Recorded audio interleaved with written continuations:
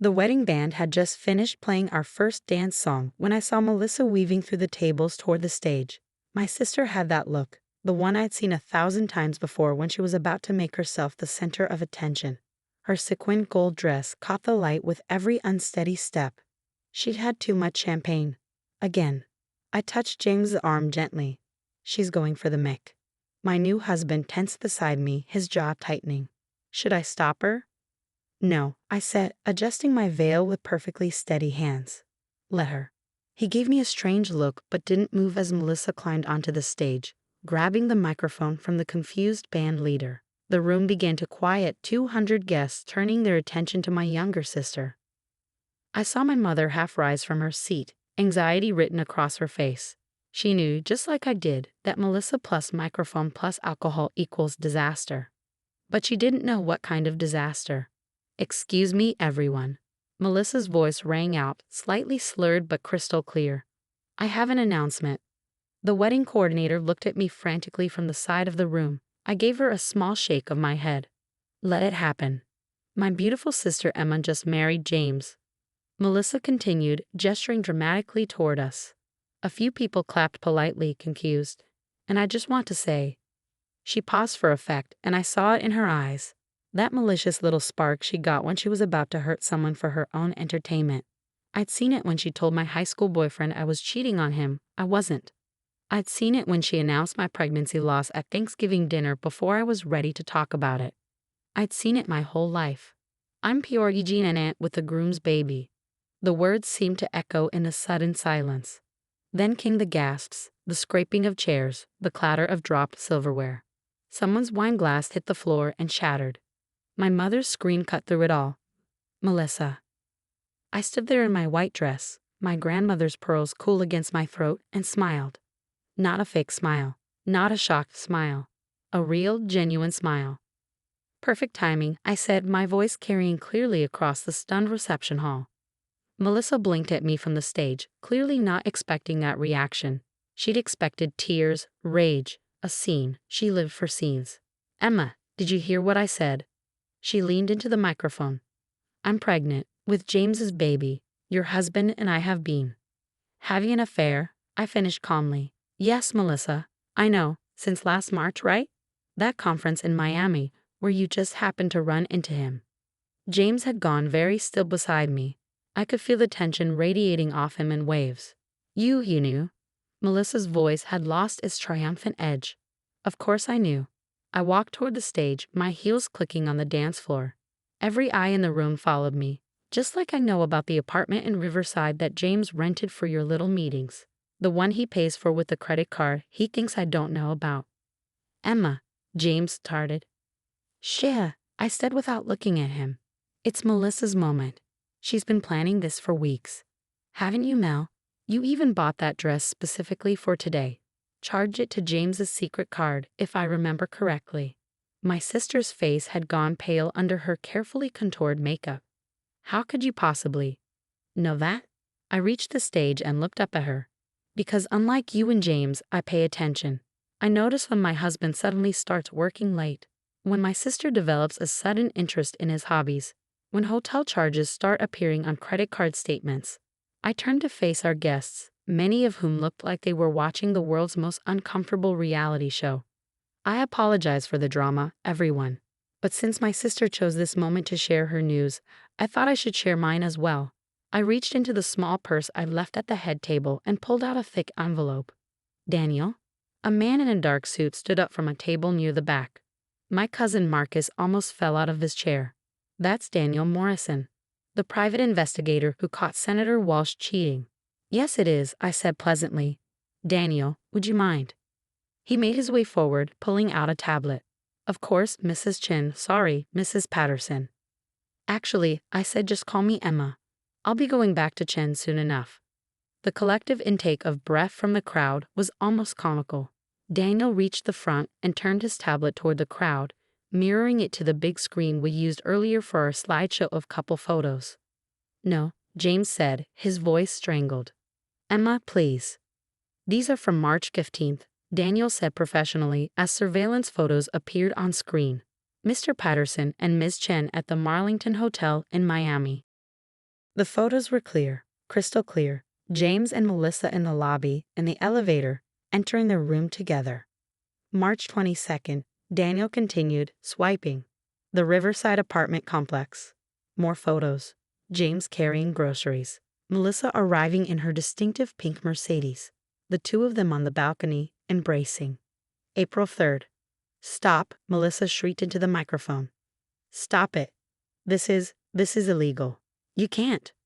Actually, everything was obtained legally, Daniel said mildly. Public places, no expectation of privacy. But my favorite, I said, is from 2 weeks ago. Daniel. The screen changed to a video. Security footage from a jewelry store. James and Melissa looking at rings. The audio was muffled but clear enough. When are you going to leave her? Melissa's voice.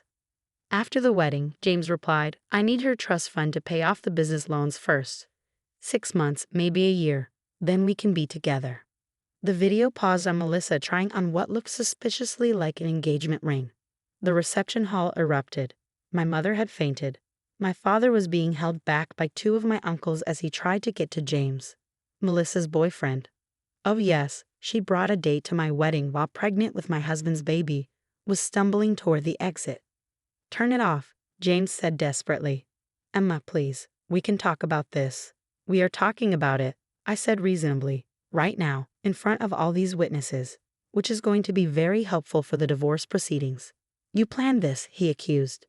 You knew when you let us get married. I laughed. Oh, James, you really should have read that prenup more carefully. The infidelity clause is ironclad. You get nothing. No trust fund, no shared assets, no alimony. Nothing. But. And since you've been embezzling from my father's company to pay for your little love nest, you'll be lucky if you don't end up in jail. What? This came from my father, who'd broken free from my uncles. Did you think I wouldn't audit the books when I found out about the affair? I asked James conversationally. Really? You know I have a forensic accounting degree. Melissa dropped the microphone. It hit the stage with a piercing squeal of feedback. She was scrambling down from the stage, trying to flee, but her heel caught in her dress and she went sprawling. Oh, and Alyssa, I called after her. Congratulations on the pregnancy, though you might want to get a paternity test. Daniel has some interesting footage from your girls' trip to Vegas last month. She froze on the floor, her face a mask of horror. That's right, I said. James isn't the only one who's been busy. What was his name? Trevor? The bartender. This is insane. James grabbed my arm. Emma, you can't do this. I looked down at his hand on my white sleeve, then up at his face. The handsome face I'd fallen in love with 5 years ago. The face that had promised to love and cherish me just 3 hours ago. Security? I called calmly. 2 uniformed men appeared as if from nowhere, because of course I'd hired security. I planned every detail of this day. Mr. Patterson is no longer welcome at this event, I said. This is my wedding too, James protested as they moved toward him. No, I corrected. This asterisk was asterisk your wedding. Now it's my divorce party. As security escorted him out, with Melissa scrambling after them, mascara streaming down her face, I turned back to the stunned crowd. I know this isn't the reception you were expecting, I said. But the good news is, the catering is already paid for, the bar is open for another 3 hours, and the band knows some excellent breakup songs. So please, stay and celebrate with me. Not the marriage I thought I was getting, but the freedom I'm choosing instead. For a moment, nobody moved. Then my college roommate Diana stood up and raised her champagne glass. To Emma, she called out. For having bigger balls than any man in this room. To Emma. The crowd roared, and suddenly everyone was on their feet, applauding. My mother had recovered from her faint and was making her way toward me, tears streaming down her face. Oh, honey, why didn't you tell me? Because you would have tried to fix it, I said, accepting her hug. You would have suggested counseling or talking it out. And I didn't want it fixed, Mom. I wanted it over. But the wedding, all this money, was worth it to see their faces, I finished. Besides, I needed them to go through with the affair long enough to establish a pattern for the divorce. And I wanted Melissa to think she won, right up until the moment she lost everything. My father appeared at my other side. The embezzlement? About $50,000, I told him. I have all the documentation.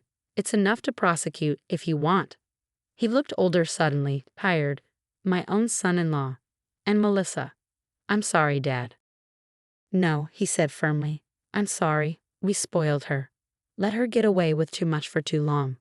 This is our fault as much as hers. The band leader tentatively approached. Ms. Chen, should we keep playing? Absolutely, I said. Start with, before he cheats. I have a bouquet to throw. As the music started up again and the crowd began to move, my Aunt Patricia sidled up to me. That was quite a show, she said. But darling, aren't you devastated? You just found out your husband and sister betrayed you. I found out 4 months ago, I corrected. I've had time to grieve the relationships I thought I had. Today isn't about pain, Aunt Pat. It's about justice. And the baby. I smiled. What baby? But Melissa said. Melissa says a lot of things. She's been claiming to be pregnant for the last 2 months, but Daniel has some lovely surveillance footage of her buying pregnancy tests in bulk and practicing her announcement in her car. She's not pregnant. She just wanted to hurt me in the most public way possible. Patricia's eyes widened. She faked a pregnancy. Among other things. Did you know she's been fired from her last 3 jobs for theft? Or that she's been intercepting my mail for years, stealing birthday cards from relatives? Or that she's the one who told my ex-boyfriend Brad that I was cheating on him in college? My God. She's sick, Aunt Pat. And I've enabled her by keeping quiet, by not wanting to cause family drama. Well, she wanted drama. She got it. The rest of the reception was surreal. People danced, ate, drank, and came up to congratulate me as if I'd won a prize rather than lost a marriage. The photographer kept taking pictures, joking that these would be the most interesting wedding photos he'd ever developed. Around midnight, as the party wound down, I stood on the balcony overlooking the city lights. Diana joined me, slightly drunk and fiercely loyal. You know what the best part is? She said. What? You're going to be a legend. The woman who turned her cheating husband's wedding into a divorce party. They'll be telling this story for decades. I laughed, surprising myself with how genuine it sounded. I suppose there are worse things to be remembered for. So what now? Diana asked. What's the plan? I looked out at the lights, thinking about the apartment I'd already rented across town, the divorce lawyer I'd retained, the job offer in Seattle I'd been sitting on, the life I'd been secretly planning while James and Melissa thought they were playing me for a fool. Now, I said, now I live, without lies, without betrayal, without people who claim to love me while stabbing me in the back. Just me starting over. And the trust fund? Will go to its intended purpose, opening a forensic accounting firm specializing in divorce cases, helping other women find out what their husbands are really up to. Diana clinked her glass against mine. You're going to be rich. I already am, I said. I just had to lose the dead weight to realize it. My phone buzzed. A text from an unknown number. I almost didn't check it, but curiosity won. Asterisk, this isn't over. You've ruined everything. You'll pay for this. Asterisk, Melissa. Of course. I screenshotted it, evidence for the restraining order, then blocked the number. By morning, I have my lawyer send cease and desist letters to both of them. By the end of the week, the divorce papers would be filed. By the end of the month, I'd be in Seattle starting fresh. But tonight I was going to dance at my own wedding-turned-divorce party, surrounded by people who actually cared about me. Tonight I was going to celebrate the end of a lie and the beginning of my truth. Come on, I told Diana, linking my arm through hers. Let's go show them how a real woman handles betrayal. With class, style, and a private investigator. Exactly. We went back inside, where the band was playing Stronger by Kelly Clarkson. I kicked off my designer heels, hiked up my wedding dress, and danced like I'd never danced before. Free, vindicated, alive. And if a few tears mixed with the laughter, well, that was okay too. You can't build a new life without mourning the old one, even if the old one was built on lies. But as I spun on the dance floor, surrounded by true friends and family, watching my father have James's things removed from our house via FaceTime, I knew one thing for certain. This was the best wedding reception I'd ever attended. Even if the marriage only lasted 3 hours,